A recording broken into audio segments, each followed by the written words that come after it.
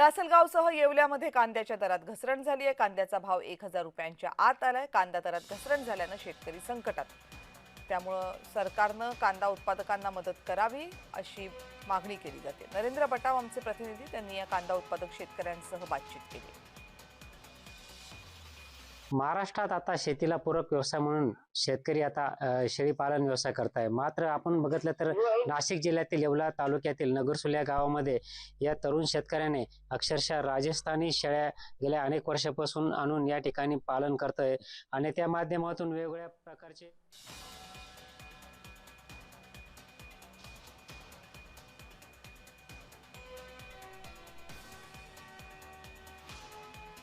मार्केटमध्ये उन्हाळा कांदा हा मोठ्या प्रमाणात दाखल झाला असला तरी देखील मात्र आता सातत्याने कांद्याच्या बाजारभावात घसरण होताना दिसत आहे। आपण बघितलं तर ग्रामीण भागात अक्षरशः कांदा उत्पादक शेतकरी मोठ्या कष्टाने कांदा पिकवतो, मात्र कांद्याचे बाजारभाव हे हजारच्या आत आले। नक्कीच आता कांदा उत्पादक शेतकऱ्यांना मोठं संकट उभं राहिलेलं आहे। आपल्यासोबत येथीलच काही कांदा उत्पादक शेतकरी तरुण आहे, काय सांगाल की कांद्याचे भाव घसरत आहे?